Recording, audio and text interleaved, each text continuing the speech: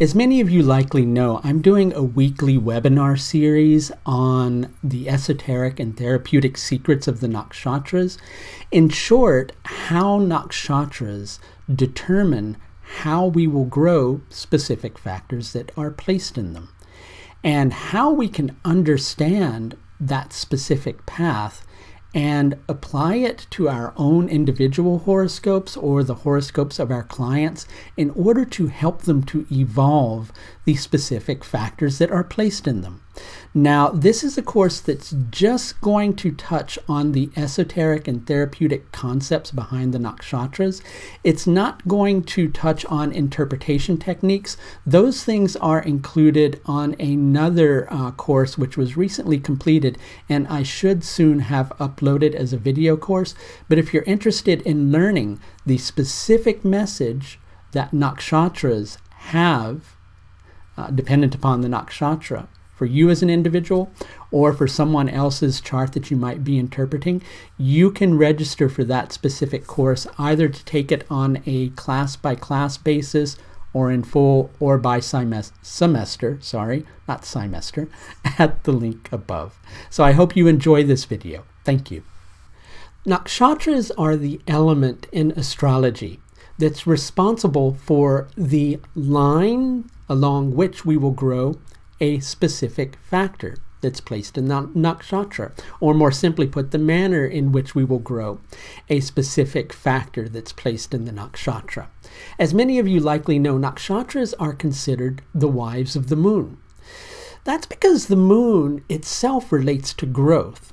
The moon is our manas, or our sensory mind, and it's responsible for how we react to a specific situation.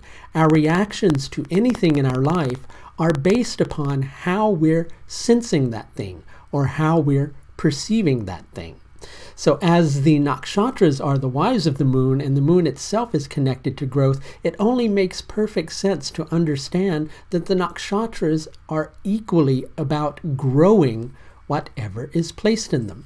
But I find quite often people don't use the nakshatras to the potential for which I feel that they're really intended. Sure, we can use them in prediction, and it's not to say that we shouldn't use them in prediction, because you can get a lot of the subtleties out of the horoscope through doing that. But you can equally use the nakshatras in a very therapeutic manner to help to support yourself in growing the areas of your life that might be out of balance.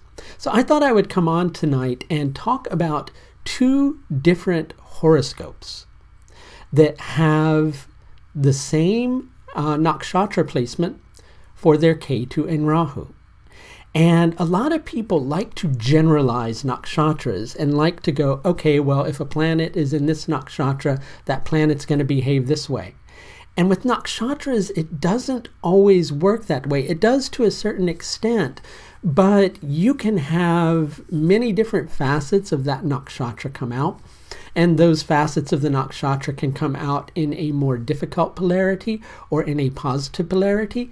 In essence, there's no bad nakshatra, which a lot of people like to think about. And equally, there's no good nakshatra, as people also like to think about. A lot is determined by the planet that's connected to the nakshatra, in addition to the well-being of the planet that's placed in the nakshatra. So I'm not going to give these two charts away just yet, right? But I want to read to you two different types of quotes, okay? So this is the first person that I'm going to read to you from, okay? I want to know how God created this world. I'm not interested in this or that phenomenon, in the spectrum of this or that element. I want to know his thoughts, and the rest are details. Okay, that's the first person with a strong planet supporting their Ketu nakshatra. And I'll point this out here in just a moment. Here's the second person. Look down at me and you see a fool. Look up at me and you see a god. Look straight at me and you see yourself. This is the second person who had those very same nakshatras, right, with more difficult associations with the planet connected to the nakshatra. What a lot of people like to call the nakshatra lord, but I call the emissary, because it's really kind of like a messenger.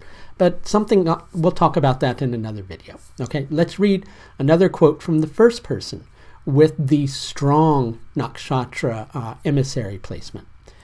We followers of Spinoza see our God in the wonderful order and lawfulness of all that exists and in its soul, as it reveals itself in man and animal. Okay, that's the person with the strongly supported nakshatra emissaries. Here's the person with the strongly challenged nakshatra emissaries again. So how do you communicate to a whole group of people?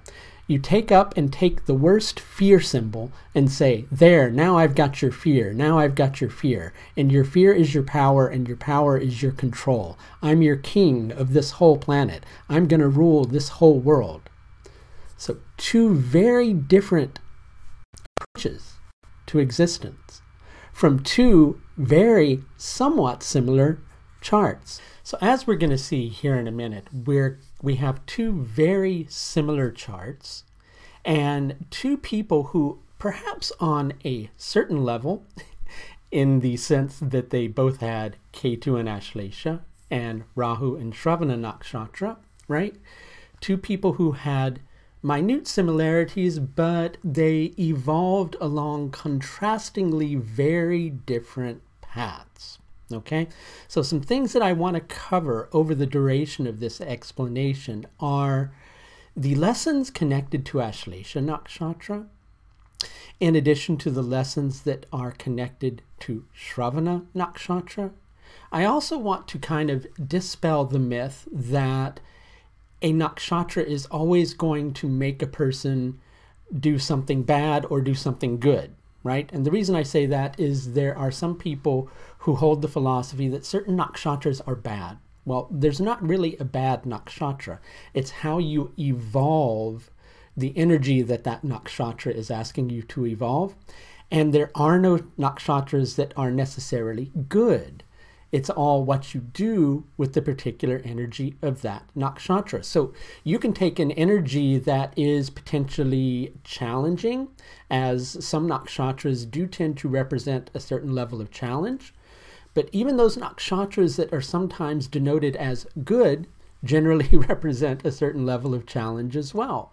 So it's all what you do with that particular challenge. Okay, so I have a Word document I'm going to bring up on the screen just so we can touch on some qualities of Ashlesha Nakshatra and equally of Sravana Nakshatra. Okay, so Ashlesha Nakshatra, just to give those of you who are perhaps not familiar with nakshatras at all an overall idea of the energy of this nakshatra, it has the capacity to entrance the individual along a certain line of thought. So for instance, if you have a relationship indicator in Ashlesha Nakshatra, there can be the tendency to need to go very deep in relationships, right?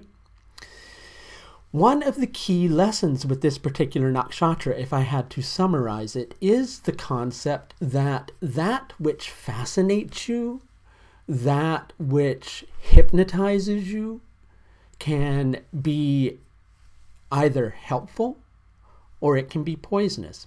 Now it's interesting because Ashlesha Nakshatra has a connection to serpents. And serpents are, you know, obviously not all bad. They bite, but actually those that are poisonous, they don't always poison the individual when they bite the individual. So serpents have the capacity to poison or not to poison. And in a lot of mystery traditions, serpents are often connected to wisdom. Serpents tend to shed skin. We all go through transformative processes, right? Ashlesha Nakshatra brings on the concept of transformation as well, something that draws us into a situation and radically changes us. So there's a particular text called Taittiriya Brahmana, and that particular text has some information on Ashlesha Nakshatra, which is pretty intense and explains it pretty wonderfully, I think, right? Which is the embraces of Sarpa, which are the serpents, are approaching indirectly. So they're approaching indirectly, and it makes it difficult for us to figure them out. And so then when it's hard to figure out if that serpent's going to be here, or if it's going to be here, or if it's going to be there, we tend to kind of follow it with our eyes, and we get pulled in to a trance. And we below indirectly dance towards that. We go in this direction, and we go to that direction, rather than going to the heart of the situation.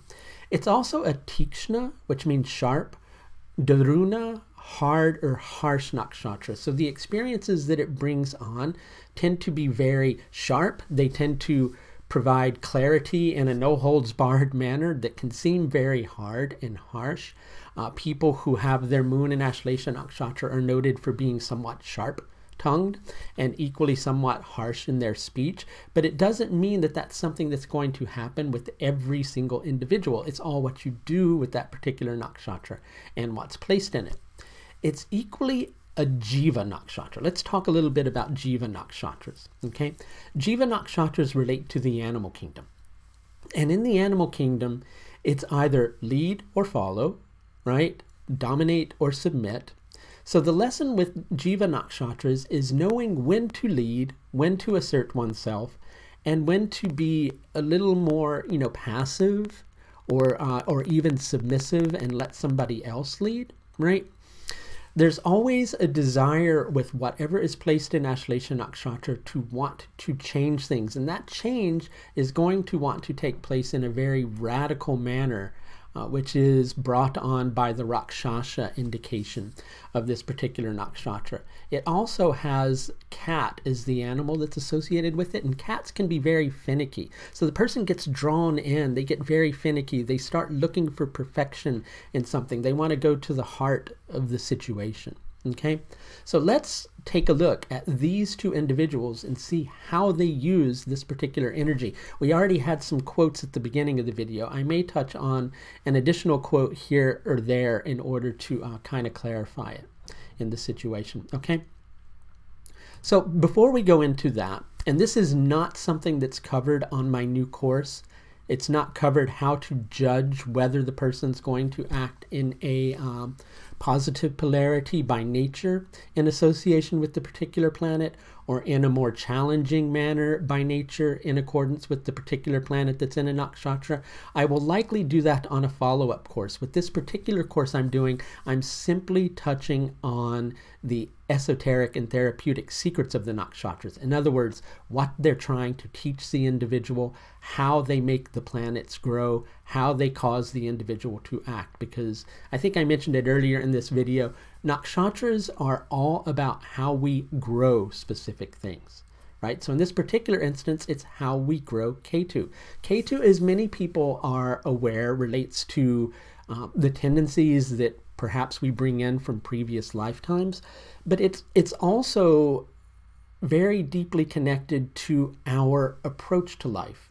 Because when we're conditioned by previous habit patterns, we tend to come in with a specific way of relating to life. Okay, and we either relate to that specific way in a manner that is helpful and supports our evolution, or in a way that is destructive to our evolution, right? In either sense, we kind of move along the certain lines that grow us. If we don't get it right in this lifetime, then we have other lifetimes to do it. But what I wanted to point out is that with the nakshatras, there are a couple of things that I do in order to determine the strength of how that nakshatra will play itself out. I'm going to go to the simplest of these today. But with Rahu and Ketu, the strength of their dispositors ties into things. But we just want to touch on the strength of the nakshatra dispositor today, just to make it simpler so that it's not too complex of a video, right? So one way to judge that is by going in and looking at the dignity, the baladi avasta, and the jagradati avasta. Okay, I do have some other courses that touch on these specific things if you're interested in it. But in terms of Albert Einstein's chart, this would be a Mercury that, although it's not super strong, it's decent. Okay, but another good way to judge it is through the Digbala of the planet, sometimes in relation to something called Ishta and Kashta and Shubha and Ashubha Phala, which are things that I'm teaching on the current yogas course that I do. Okay. So when we go in and look at this, Digbala generally tends to be the score that either determines whether a planet is going to fail in its capacity or be vibrant in its capacity. Because what Digbala relates to is the capacity for the individual to direct that specific planet. So if we look at Mercury here in that instance, Mercury has 36 points of Digbala, which means it's stronger than it is weaker. So it means that Einstein had the capacity to direct the energy of that Ashlesha Nakshatra. How does that kind of play out in that capacity? Well, Jiva Nakshatras, rather than needing to dominate things, it can also relate to the concept of being strong enough within oneself so that one is in command of oneself and isn't as easily drawn into things that are going to create a level of difficulty for the individual. So he had the capacity to explore, really deep concepts. As we'll see here in a moment, as Rahu will show, a lot of that information kind of came to him passively. In previous lifetimes, as you can see, it was probably much more of an active process, as is shown by Ketu and Ashlesha.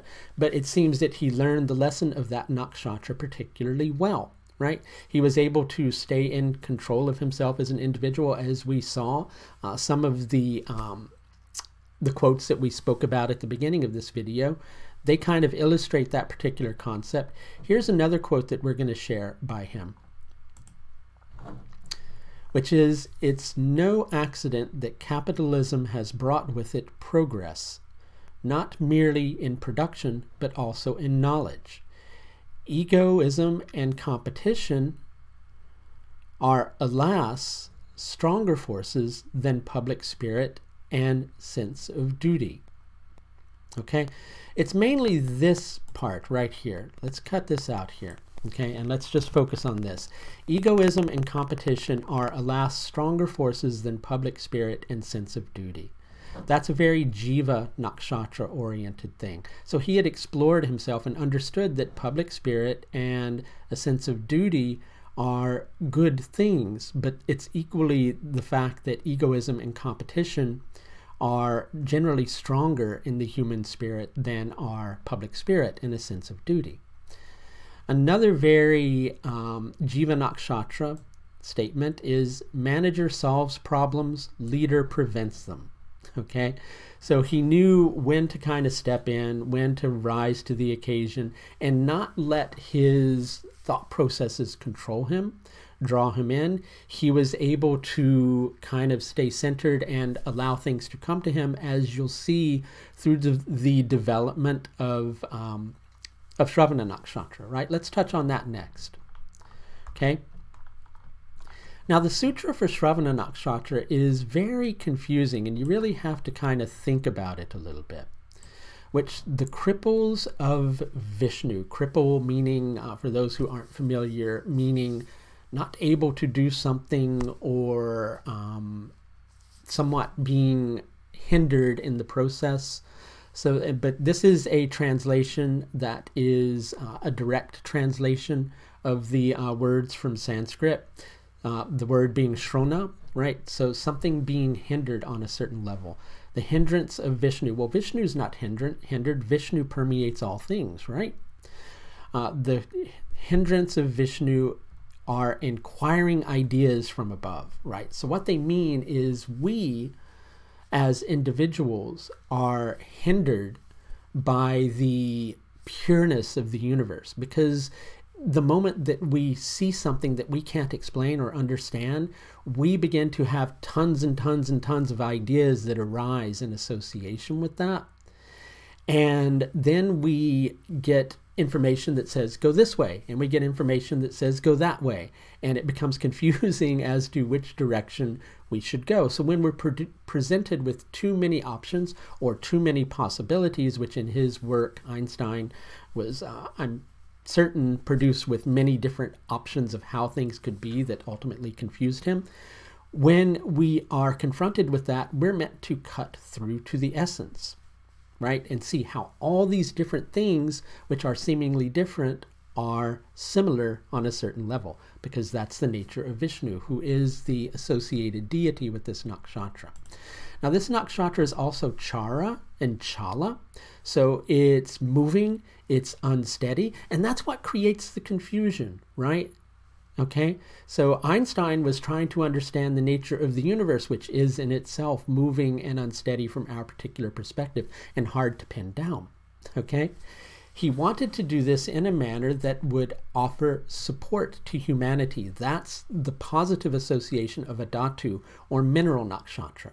They like to be supportive. They like to be strong. When it's in a weak polarity, these individuals have the potential to feel like nobody is supporting them. And Einstein kind of vacillated back and forth between those two things. Later on in his life, he became concerned that he wasn't as famous as he used to be, because he wanted his fame to support his work. And so that became a concern for him. Okay? This is a karma and a Brahma nakshatra. It wants to take action to create something. So Einstein wanted his scientific work to be able to create a different world, to be able to create a better reality, right? And it's a passive nakshatra, okay? Passive nakshatras, a good illustration of this in association with Einstein, is that things will just come to them. The greatest levels of his work were done on the level of not trying to search for something, but rather things just came to him in a rather, I guess I want to use the word polemic type way. It just kind of came to him, okay? From out of the ethers, it just came to him, the answers, and then he would go explore that further. So he learned how to, rather than becoming entranced by something to the extent that you want to control, fine-tune it, figure it out, dissect it, take it apart, it's better to, yes, explore, but equally let the answers come to you. So here we see someone who balanced this energy rather well. And when you go in and look at the moon in association with his particular horoscope, you'll see the moon is fairly robust. A Yuva planet is going to be really strong. And so that's very helpful to the equation, okay? When you look at the moon's Digbala, you see 40 out of 60 possible points. That's a really strong Digbala moon. So he had these energies under his control. Now, we've already covered the energy of the nakshatras, as we have here. I could go more into depth with it, but really I go more into depth with this on my course, okay? And to go too into depth with it here, it would just be an hour-long video. And I know that people have, including myself, so this isn't a criticism, short attention span, okay?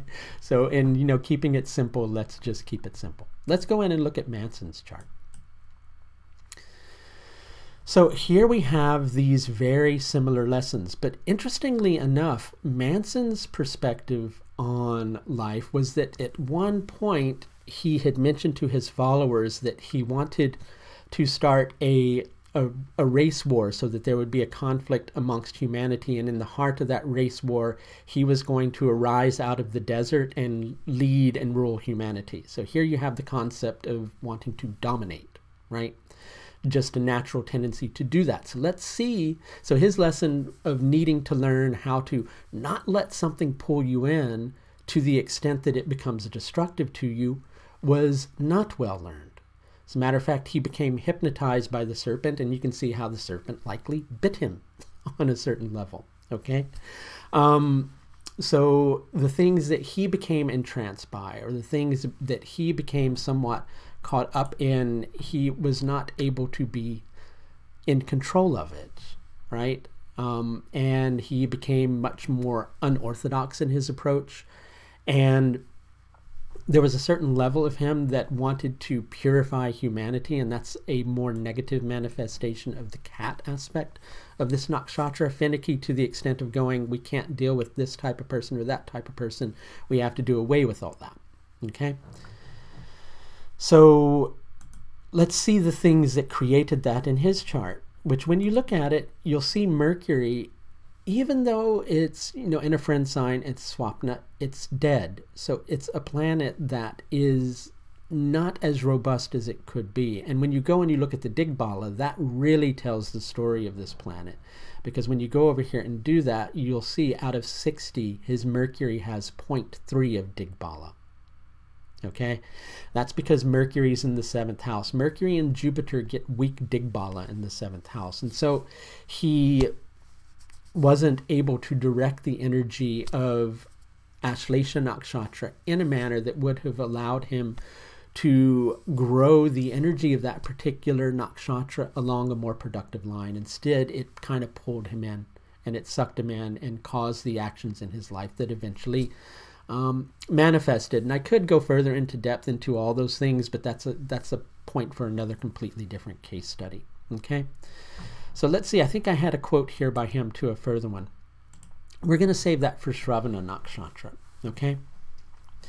So we can also see, you know, another thing that creates a hindered nakshatra are an abundance of difficulties from cruel planets. Now Saturn here is pretty strong. And so Saturn is in many ways less of a hindrance to the areas of the chart that he rules. And he's going to give that support to Rahu. But these are still cruel planets. And these are cruel planets joining the moon. And with the moon being in that particular position, if the moon has weaknesses otherwise existent to it, it's going to become problematic. And the moon is the planet connected to Sravana Nakshatra, if I didn't say that earlier. And with that, when we look at the moon's Digbala is 6 points out of 60. So it was very hard for him to direct the energy of this particular nakshatra. And so it made him unsteady, right? It made him seek support from other people who would confirm his leadership status, so he could do so he could live out his philosophies and live out his ideas, right?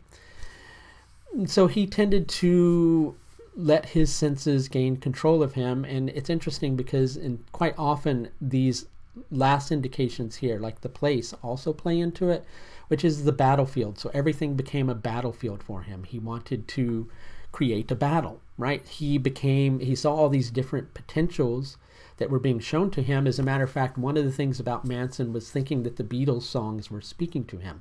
And as we see, Sravana Nakshatra is all about the ears. So he took information that he heard and got different ideas from it that began to pull him in a direction. And given the state of that weak Mercury related to Ashlesha Nakshatra, he became pulled into it and somewhat misperceived certain things that eventually probably led to his actions, as we're seeing from his particular horoscope. But interestingly enough, if you listen to or read a quote that he said, you'll see some other what's the phrase I want to use, hints of that Sravana energy coming to the surface. And I have a quote here for you. Anything you see in me is in you. If you want to see a vicious killer, that's who you'll see. Do you understand that? If you see me as your brother, that's what I'll be. It all depends on how much love you have. I am you, and when you admit that, you will be free. I am just a mirror. Okay? So that's the other side of Sravana that you see. But he let the information that he picked up on control him, and it led to obviously him being imprisoned and ultimately dying in prison. Okay, so as we can see, two similar life lessons as shown by the nakshatras. Ashlesha Nakshatra being a Jiva Nakshatra, did the individual learn in previous lifetimes how to learn when to lead and when to follow, right? How to not be overly assertive and controlling, but instead knowing, okay, well, maybe there needs to be some help here. So there, with his chart, there was a misperception of that. With Einstein's chart, Einstein was, you know, in charge of that energy a little bit to allow it to help him to explore life and to explore life's mysteries, which would be another quality of Ashlesha Nakshatra. The evolutionary quality of the Jiva Nakshatra then leads to a Dhatu Nakshatra, right? So rather than the previous lesson being about leadership and when to follow, the lesson in this lifetime is more along the lines of my mission should be to support others and uplift others rather than looking for support from others quite so much. I have to support myself so that I can be strong and a pillar for others. So as you can see, nakshatras are responsible in the horoscope for the energy tone along which we will grow a specific planet. And the well-being of the associations of that nakshatra, including what I like to call its emissary, which most people call the nakshatra lord, and equally the well-being of the planet that are placed in it, affect the outcome of whether that planet is going to have a tendency to be grown along a more destructive line, or whether it's going to be grown along a more productive line. And in instances where it's seeming to be out of alignment and it needs a little bit of support, then we can very easily understand, if we know the therapeutic concepts connected to that nakshatra, the actions that we need to take in order to make that a more supportive nakshatra, or rather to make it so that we're growing the energy of the planet that's placed in that nakshatra, or perhaps the house cusp that's placed in that nakshatra, in a more productive manner, rather than just being ignorant or letting ourselves be unproductive in our own evolution in association with that specific factor. So as I mentioned earlier, I'm teaching a weekly webinar series where we're going to learn the specific secret that's connected to each nakshatra, and you can register for this particular webinar class, which goes on weekly from Friday night, from 9 to 10 p.m. London time. And if you visit the link above, you'll see how you can register for this class. Thanks a lot. Bye now.